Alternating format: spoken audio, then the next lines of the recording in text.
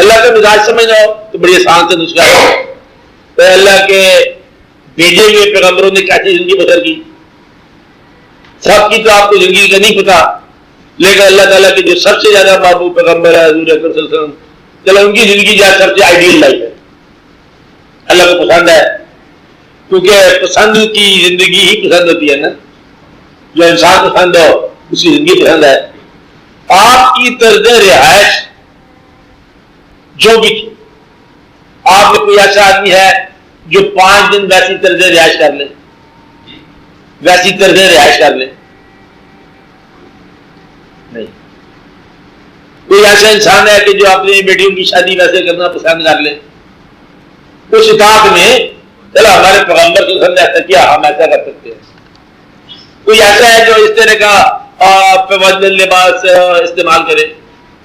کوئی ایسا ہے جیسے آپ کی طرح بدلے میں ہمیشہ سچ بولے، چلو 5 دن ہی صحیح، جھوٹ نہ سوچے. کوئی ایسا ہے جو ہر وقت اللہ کے اتنا قریب رہے، غم میں، دکھ میں، خوشی میں، تکلیف میں، اور مسافرت میں، وطن میں، ایسا کوئی ہے؟ تو پھر آپ کس قسم کی اطاعت رکھتے ہو؟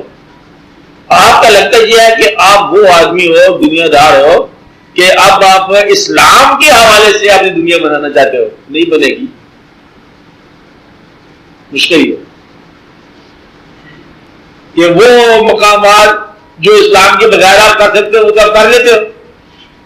نہیں سمجھ آئی؟ جہاں اسلام کو نظر انداز کر کے کام کرنا پڑتا ہے وہ آپ کر لیتے ہو. جو نہیں ہوتا وہ کہتے اسلام کرائے. اسلام آپ کا اسسٹنٹ تو نہیں ہے نا کہ جہاں آپ اللہ کے حکم کے بغیر کوئی کام کرنا ہو وہ آپ کر لیتے ہو، اور جو کام نہ ہو وہ کہتے ہیں اس کے لیے دعا چاہیے. چلو پھر داستہ بھی چلتے ہیں. مطلب کیا ہوا؟ یا تو سارے کام آپ اللہ کے حوالے کرو، پھر وہ جو غلطی کی ہوئی ہے وہ باہر نکالو. اب بات سمجھ جائے؟ ابھی نہیں سمجھ جائے گی بات کہ جو آپ نے اللہ کے حکم کے بغیر جو اس کے خلاف سرمایہ جمع کیا ہے، اب باقی کا کام آپ اللہ کے حکم میں رکھنا چاہتے ہو، کچھ کام آپ اللہ کے بغیر کر گئے.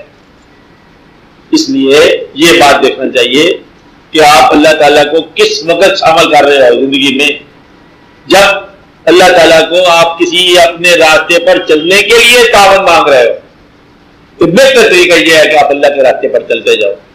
آسان اس کا یہ ہے کہ آپ راضی، جو کام اللہ کر رہے ہیں آپ راضی ہو جاؤ. یا رب العالمین ہم راضی ہونے کا ثبوت ہے ہم اور آپ سے کچھ نہیں مانگتے. فردر یہ دیکھا حکم ہے، شریعت ہے، مانگنا چاہیے. جو اللہ تعالیٰ بغیر مانگے دے رہا ہے اسے قبول کرو اور اپنا کام کرو عبادت کا، اور اللہ تعالیٰ سے اس کے تقرب کو مانگو، اللہ تعالیٰ سے اس کے محبوب صلی اللہ علیہ وسلم کی محبت کو مانگو، اللہ تعالیٰ سے زندگی کی آسانی کو مانگو. آسانی کیا ہوتا ہے؟ کون آدمی زندگی میں آسان ہے؟ جس کو، میری بات سمجھنے میں کیا بتا رہا ہوں، اس زندگی میں کون آسان ہے کہ یہ زندگی کس کے لیے آسان ہے؟ اس کے لیے آسان ہے جس کو جس وقت اگر آواز آ جائے کہ چلو تو اسی وقت تیار ہو. اب یہ جگہ ٹھہر جائے میں بھی اور 2-4 کام کرنے ہیں، ابھی تو خاتمی لکھنا ہے. وہ شخص جو ہما حال تجار ہو اس کے لیے یہ زندگی صحیح ہے اور وہ اس زندگی میں راضی ہے اطمینان کے ساتھ. جس شخص کو یہ خیال ہے کہ میں زندگی میں 2-4 کام بھی اس سے لے لوں، واقعات بھی ہو جائیں، اس کے لیے دقت ہے. اس لیے آپ اس سوال کو غور کرو. یہ آپ کا سوال ہے کہ تسلیم کا کیا مقام ہے. تسلیم کا مقام ہے جہاں بھی آپ نے جس انسان کو جس مقام پر خلوص آپ نے شروع کر دیا باقی کی زندگی مخلص ہو گئی، بلکہ میں کہتا ہوں کہ ماضی کی زندگی بھی ٹھیک ہو گئی. حال میں آپ کلمہ پڑھتے ہیں ماضی مومن ہو جاتا ہے. آپ نے سنا اس بات کو؟ کیا کہا؟ کلمہ حال میں پڑھتے ہیں مومن ماضی ہو جاتا ہے.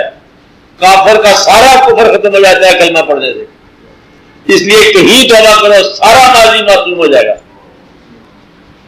توبہ دل سے کرو سارا ماضی معصوم ہو جائے گا، اور اللہ کی اطاعت رضامندی کے ساتھ کرو سارا مستقبل محفوظ ہو جائے گا. اس لیے کسی مقام پر تو آپ سیٹ ہو سکتے کہ یہ ایک بات آسان سی بات ہے کہ آپ توبہ کرو دل کے ساتھ اور ماضی کا کوئی حساب کتاب کی بات نہیں ہے، معصوم ہو گئے، معاف ہو گئے، آج سے زندگی شروع ہوگی۔ اور شروع کرنے کا انداز یہ ہے کہ آپ اللہ کے فیصلوں پر راضی رہنا، گلا نہ کریں، یہ کیا ہو گیا، وہ کیا ہو گیا، ہوا تیز چل گئی، بارش ہوگی، یا تو کیا موسم ہے، کچھ سمجھ نہیں آتی سماج میں کیا ہونے والا ہے۔ تو یہ لوگ کس طرح کے سارے لوگ بیوقوف لگتے ہیں، بیوقوف نہیں لگتے تو یہ لگتے ہیں۔ صرف دنیا کے اوپر کوئی تنقید نہ کرنا، اس زمانے کو برا نہ کہو، زمانہ ہی حقیقت ہے، اور زمانے سے محبت نہ کرو، زمانہ ہی حجاب ہے۔ اب یہ کیا مسئلہ ہو گیا؟ مسئلہ بنیاد ہے، یہ کائنات جاننے کا میں نے یہ کائنات عین حقیقت ہے حق والے کے لیے، اور یہ کائنات مکمل حجاب حقیقت ہے گمراہ کے لیے۔ تو صبر کس کا ہے؟ آپ کا اپنا۔ اگر آپ حق پر ہو تو کائنات ساری حق کو راستہ دے گی، اور اگر آپ کو گمراہی میں پڑ گئے تو اس کائنات سے راستہ نہیں ملے گا، آپ کو سارے گمراہ نظر آئیں گے۔ اب آپ یہ بتاؤ کہ آپ کو سماج میں، دنیا میں نیکی جائز نظر آ رہی ہے کہ بدی جائز نظر آ رہی ہے؟ بس بتانا نا، جائز نظر آ رہی ہے بدی تو آپ اپنی اصلاح کرو۔ نیک کو ہمیشہ نیکی نظر آئے گی، نیک کو اللہ والوں کو ہر طرف اللہ ہی اللہ نظر آئے گا، مشرق بھی اللہ، مغرب بھی اللہ، شمال بھی اللہ، جنوب بھی اللہ، اول اللہ، آخر اللہ، ظاہر اللہ، باطن اللہ۔ تو اللہ ہی اللہ، جس کو اللہ کے ساتھ محبت ہوگی اس کا ہر حال جو ہے نا اللہ ہے، ہر طرف اللہ ہے، جدھر آپ جاتے دیکھو سب پوچھی کے چہرے ہیں، اور جو دور ہے تو اللہ کمال ہوگی، ہے تو ہمارا رشتے دار، جانے دو، برا آدمی بھائی، بھائی جان کی کیا بات کرتے ہیں، جو اب عزت والی بات ہے، آپ نے کیا حقیقت بیان کی جائے، اچھا نہیں آتا یہ جو آدمی یہ ہوتے چلیے سینئر میرے ویسے برے ہیں اور جونیئر ویسے گھٹیا لوگ ہیں، سینئر مجھ پہ شک کرتے ہیں، جونیئر مجھ پہ اتوار نہیں کرتے ہیں، کہنا نہیں مانتے ہیں، ہر چیز بری۔ بادشاہ کی بات دیکھو، اپنا بادشاہ کا کوئی بادشاہ ہے، تیرے علاوہ کوئی بادشاہ نہیں تھی، باقی بتا دو کہ دیکھو ملاوٹ کرتے ہیں، وہ سارا چوری چکاری ڈاکہ بڑی مصیبت پڑی ہوئی ہے، دیکھو اگر بات لوٹ گئی، پتا ہے آپ کے پاس بس ساری کی ساری لوٹ کے لے گئے جی، وہ بیمار ہو گئے، وہ لوگ مر گیا، چار آدمی سارا ہنگامہ کھڑا کرا ہو جائے گا۔